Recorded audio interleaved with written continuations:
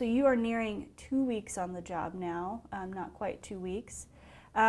What's your impression of Spokane? I know you're actually familiar with Spokane outside of the job, but what's your impression of the city and the police department here?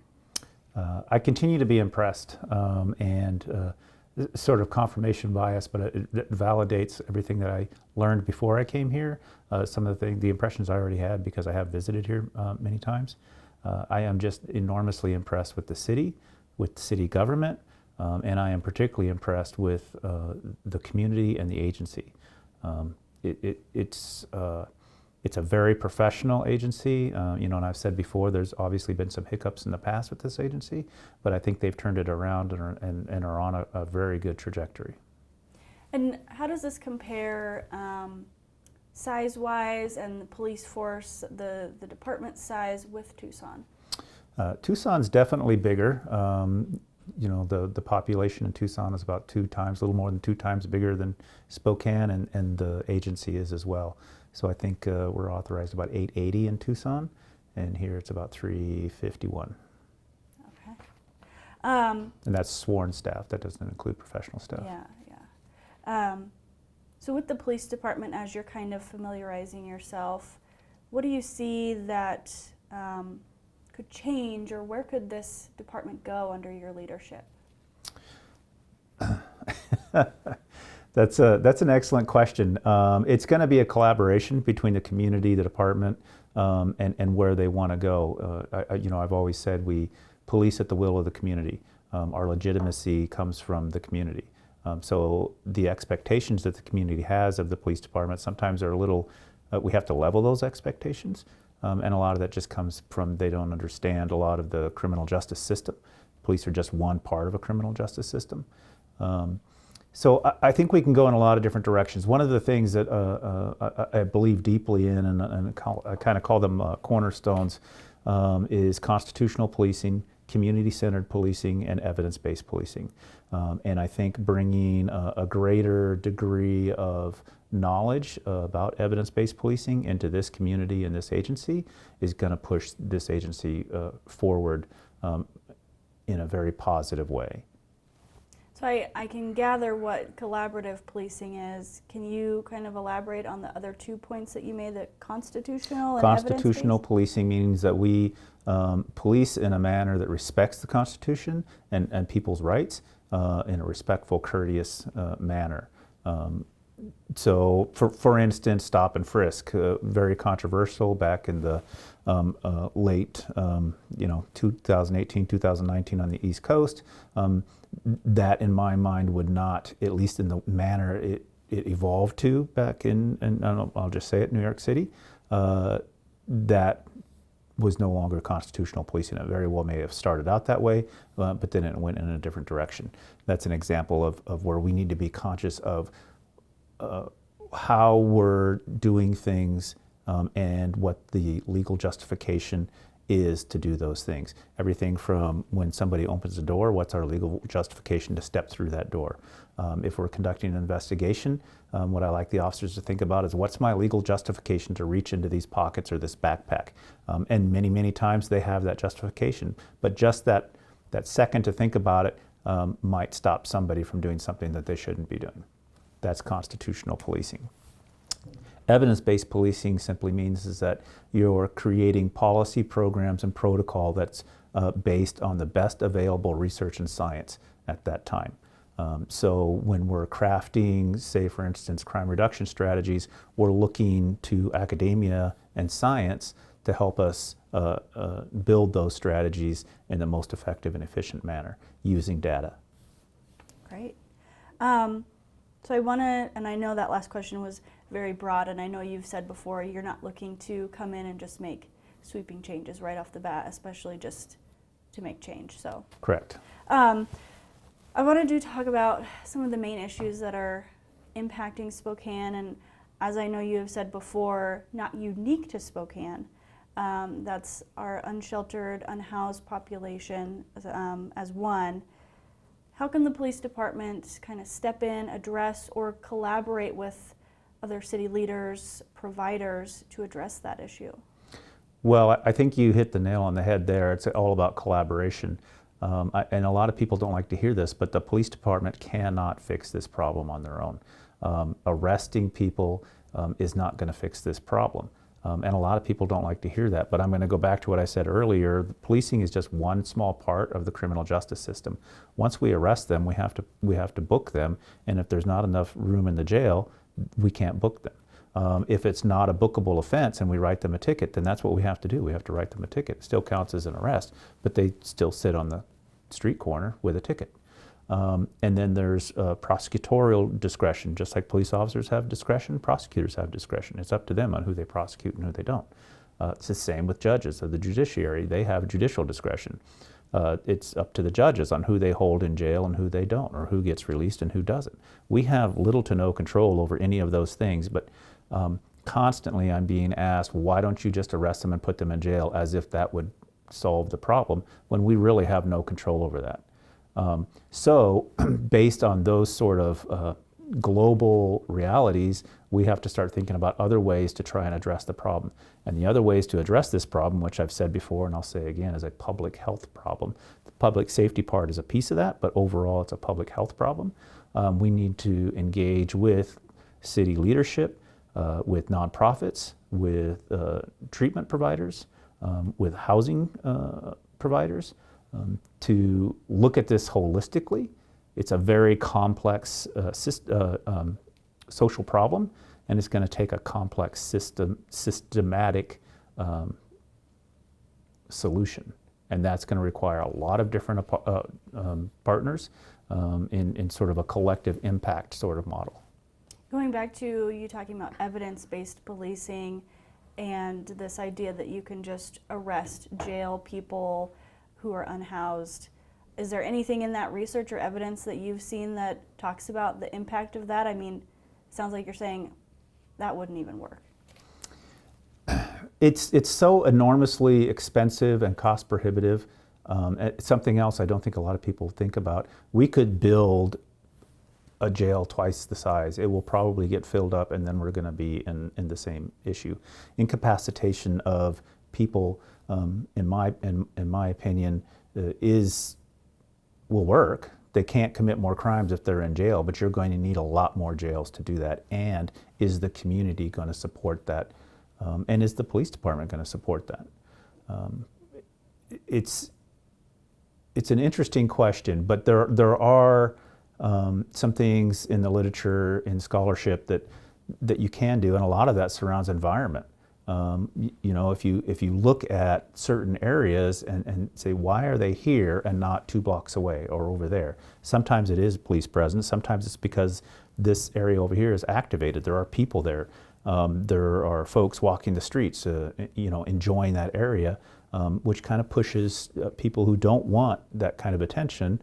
Are homeless folks, people who are using open-air drug use, that type of thing. They'll go other places. Some places just are almost anchors for unsheltered homeless folks, but also criminal behavior. The viaducts, those very covered private places are an issue from an environmental criminology standpoint. They're a huge issue. The same with you know, certain parts of the downtown area that I've seen lately. You know, when I'm there and I get out of the car and I'm looking around and I'm trying to figure out, why are they here and not 2 blocks away? What is it about this spot right here that is such an attraction to this population, and how can we change that? So I guess what I'm saying is there's always going to be multiple solutions. If there was one single solution, somebody would have figured it out, but it's going to take a lot. There will be times when arrest is absolutely appropriate. There are going to be times when treatment is appropriate. There are going to be times when getting somebody into housing is appropriate. And sometimes it's just getting them out of the area will be appropriate. And then if you can activate that area so they don't come back, then that's a bonus. Yeah. I mean, and that kind of goes into my next thought about getting people into an area, getting people back into downtown specifically. I know that's been kind of an area where we have this divisive debate about property crime and the unhoused. Not in any way to say those always go hand in hand, but business owners that are concerned. I know that you have heard from from concerned business owners already. And there are a couple ordinances in Spokane that are on the table dealing with a lot of these issues. People are concerned that if these ordinances pass, SPD won't be able to enforce or do anything about potential vandalism or loitering, camping. What's your response to that? How do you feel about these ordinances as they stand right now? I'm not sure which ordinances you're talking about, but like the camping ordinance, which is already on the books, that is being enforced. People don't think it is, but that's a citation enforcement. We give people a ticket for that. The jail's not going to accept them. We're not going to take them to jail and book them on that. And as I said before, and you know, I'm sure you've heard from the sheriff on this, the jail is at capacity. Sometimes Spokane officers will wait 2, 3, I think even 4 hours. Literally, as someone exits the jail, then they can put the person they have in custody into the jail. So that's 3, 4, 5 hours that the officer's off the street, just sitting in the parking lot behind this building waiting to put them in jail. So I think those are tools. The ordinances are tools, but I don't think they're working in the way people imagine that they would work. And it goes back to that incapacitation conversation. I think they just think we're going to put these people in jail and that's where they're going to be, and that's going to be the end of the problem. When in fact we can't put them in jail, they get a ticket, and even if we could put them in jail, the jail's already full. So it's an intractable sort of problem, and that's why I go back to we have to figure out other solutions. I understand the frustration of the business owners, and nobody likes to walk down the street and see open-air drug use or urination or defecation, and certainly not when you're with your family. And those are shared public spaces, and folks who are unsheltered have no more right to those spaces than the people who are trying to conduct business or their customers or clientele. So we have to figure out other solutions to fix this problem. And the ordinances I'm talking about actually, they've been deferred for city council vote. I think you were at the public forum or the press conference where they talked about at least one of them that would make being unhoused a protected class. And it sounds like there's a lot of people who are afraid that that would kind of give a free pass to people to vandalize or loiter. I don't know if you want to respond to that? Yeah, that's not the way I read the ordinance, but I can certainly see where there's confusion over that, and perhaps better messaging and framing of that particular ordinance would help. But I don't see anything in that ordinance that would impact the enforcement of laws or ordinances that are already on the books. Let's see. Thinking about the business owners who are upset and concerned versus how the department would or is handling our unhoused population, how can the department kind of balance the needs and rights of all of these people who are at different ends of the spectrum and sometimes at odds with one another? How can the department fairly keep people safe and protects the rights of the unhoused population? Yeah, so that's the golden question, right? How do we do that? And that's where I go back to what we talked about earlier, and we need collaboration. We need the behavioral health system involved in this. We need the substance use treatment facilities involved in this. We need the housing authority and the housing nonprofits involved in this, because it's a multifaceted problem and it's going to take a multifaceted approach to fix this. So if we can engage somebody into substance use treatment, we need to know where to take them. You know, is there an open bed if it's in treatment, or is there a MAT clinic that's open, a medicated assisted treatment clinic that's open? It's usually a very small window of opportunity when somebody's ready to engage in treatment. The same with behavioral health. If somebody's in crisis and we need to take them somewhere, where's that bed? And is it voluntary or is it involuntary? And is it within statute or is it without? If it's voluntary and they're in crisis and we take them somewhere and then they just run off, have we really solved the problem? So I guess what I'm saying is all of these components make it very complex, and all of these components mean we need all of those different people at the table to help us figure this out. But just enforcement in and of itself is not a feasible option. it is one tool and an appropriate tool in many instances. But we can't arrest all of these folks, and in some cases that's even going to exacerbate whatever medical, emotional, psychological issue that they're suffering. So on the flip side, anything you're doing to kind of alleviate the fears of business owners, or anything that can be done to make them feel like I don't have to move my business out of the area because I keep getting broken into, or rocks thrown through the window, or people hanging outside that I don't necessarily want out in front of my business all day. Yeah, so those are very common and robust conversations. And in the 10 days I've been here, we've had multiple conversations at city leadership about those, multiple conversations within the police department about what we can do constitutionally, what we can do within the paradigms of the ordinances that we have and the state statutes. And a lot of this goes down to perception. You know, when you talk to the business owners, those small amount of property damage or those petty thefts, that's one thing. What I'm mostly hearing is I just don't get any customers because they're afraid to come here. So I can deal with that other stuff. It's the fact that my customers don't feel safe, so they don't come here. So what we need to do to sort of alleviate that is start building this trust base. And how we do that is what the discussions surround. Is it visibility? Is it having more officers downtown? Is it having more officers in certain areas of downtown? And at what times? And is it, how we pay for that is a whole nother issue.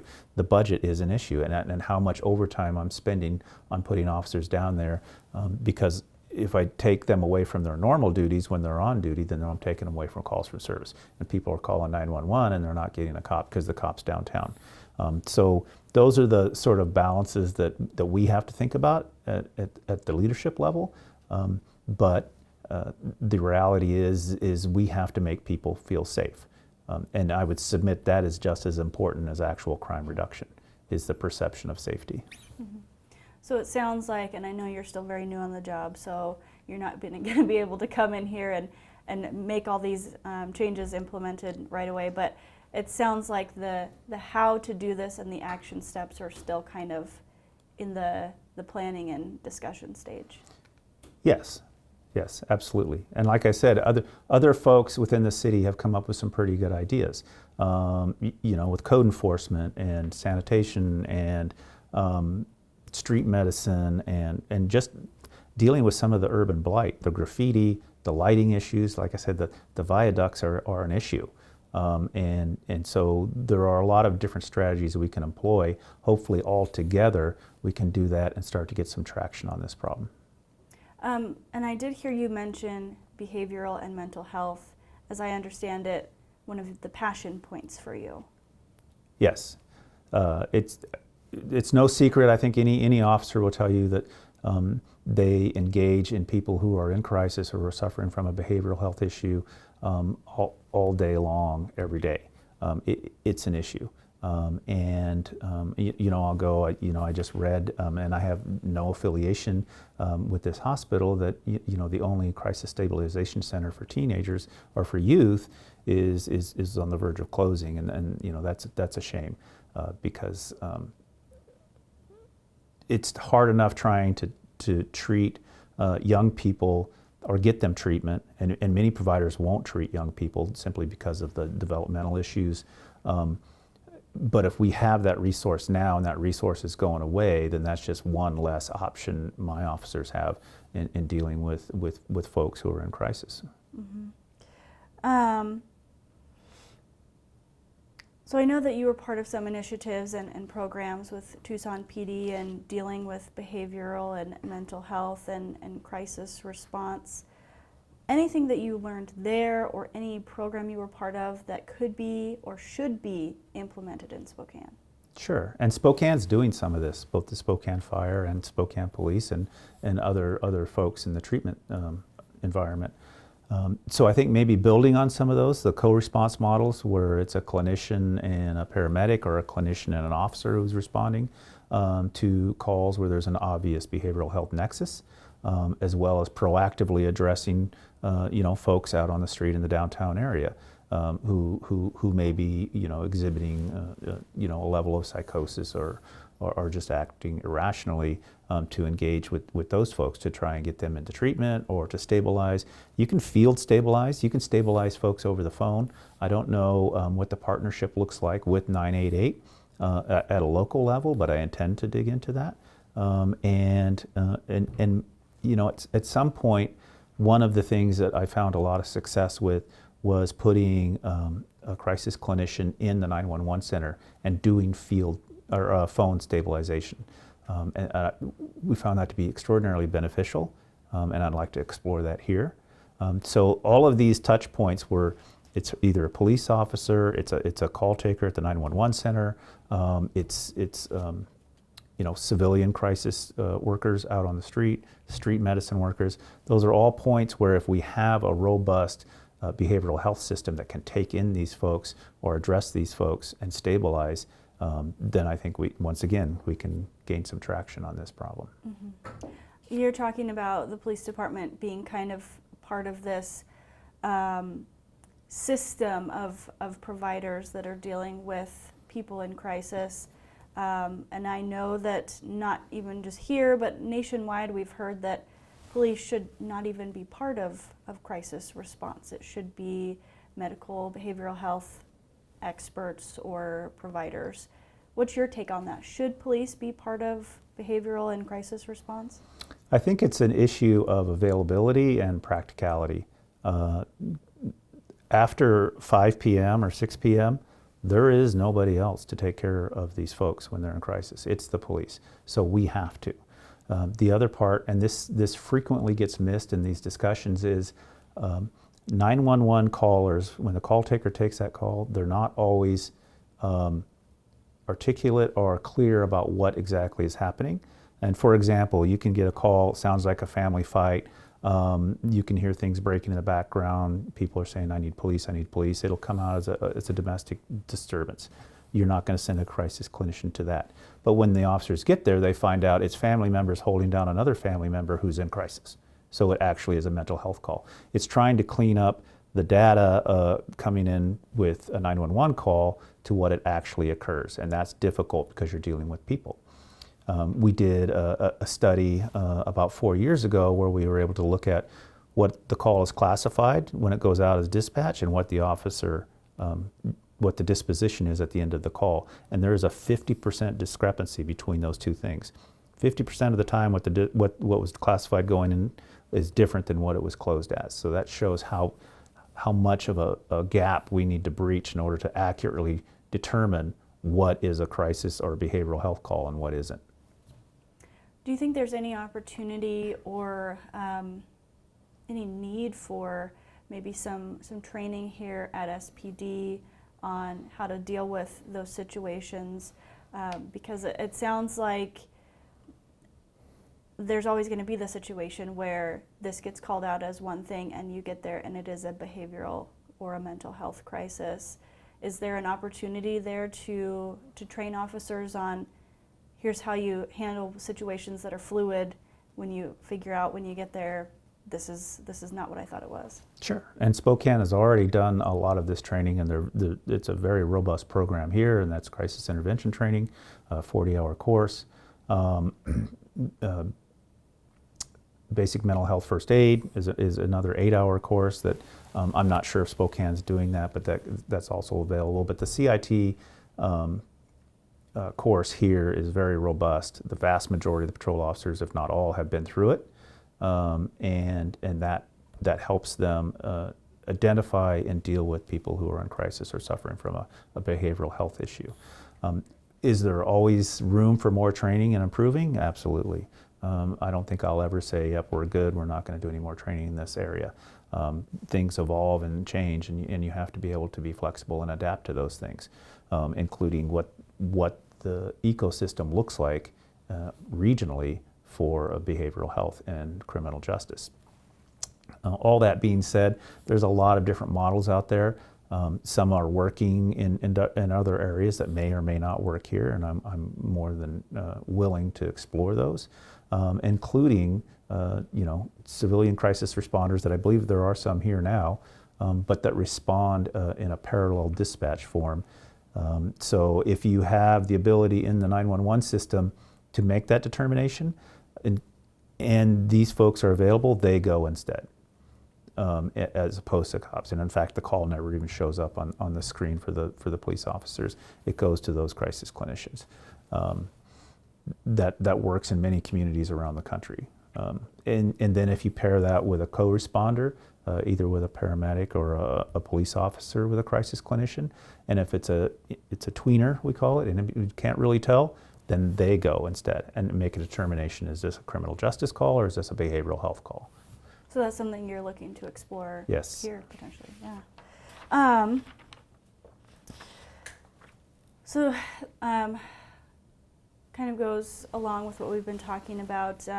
As of your swearing-in date, according to Mapping Police Violence, Spokane ranked #2 for its size per capita for people killed by law enforcement.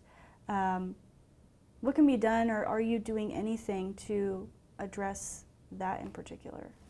Yeah, and I'll start out with, I'm not familiar with any of the incidents that have occurred in the past 12 months, and I know there's a lot of concern around that. So I can't really make any comment regarding those individual incidents. I can say in a broad scope, there is a movement in law enforcement to try and reduce deadly use of force. And most of that is focused on non-lethal or non-firearm related instances. I think there's about roughly 1,000 officer-involved shooting deaths or deadly force incidents in the country. Roughly about 600, these are really generic rough numbers, about 600 or 60% involve firearms, guns. Roughly 40% or 400 involve other things other than guns: bats, knives, machetes, axes, hockey sticks, whatever it is. I would carve out the ones that involve firearms. That's a whole different dynamic, and focus entirely on this non-firearm related dynamic. And that's where I believe things like ICAT, which is a national de-escalation protocol, can actually impact the numbers of who police officers engage with and use deadly force on. And it involves a lot of de-escalation, including distance. So if you're not worried about a firearm and they have a knife, you can back up and you can engage from a far greater distance. It gives the officers greater time to react to anything that the offender or the individual is doing. Distance, cover, and time. And so slowing things down. A lot of times we think things need to happen really fast when in fact they don't need to really happen really fast. Particularly if you can contain the individual, nobody else is in danger, the public's not in danger, then you can slow things down and take as much time as you need to sort of de-escalate the situation or stabilize the individual to a point where you can have a rational conversation with them. So there are things like that we can certainly look at, and I intend on looking at. We can look at training, both the basic academy training as well as the training they get after they come out of the academy. There's always going to be improvements made. I'm a believer in lifelong learning and constant improvement, and that can certainly be applied to policing and should be applied to policing. And then these are all systems, and this is one big complex system. And I would even go so far as at the very beginning is take a really deep look at who are you recruiting and why. So who is your target audience and who are you recruiting? Are we recruiting people with pro-social behavior, or are we recruiting people who maybe perhaps don't exhibit some of those behaviors that you want? And I'm not saying Spokane or any other agency is doing that. I'm just saying that's something that we could consider. And sometimes we don't always look really carefully or target really carefully the folks that we want to bring into policing.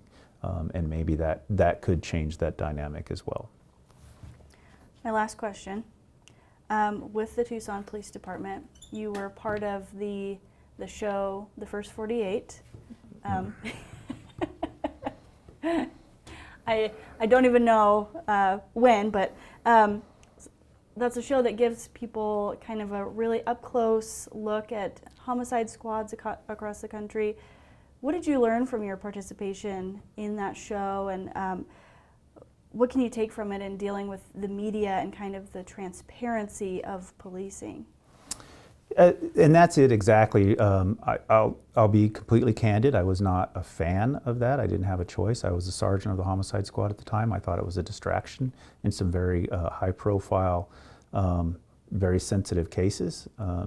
But I did learn that people are very interested in what police officers do. They're very invested in how police officers work, and so there was value in that. And I think it did show the department and my detectives in a very positive light. So I did appreciate that, but I didn't know if it was worth the distraction of having to, it was almost always 2 camera crews that were following you around all the time. But what I did learn is the media is not the enemy. The media is just looking for information, and that's an extension of what the community wants. The community just wants to know what their police department is doing, what kind of work they're doing, and giving them that kind of insight that they don't normally get. There's value in that. Yeah. So can the public expect that you'll be open and as transparent as you can be, because we know that you can't be an open book about everything?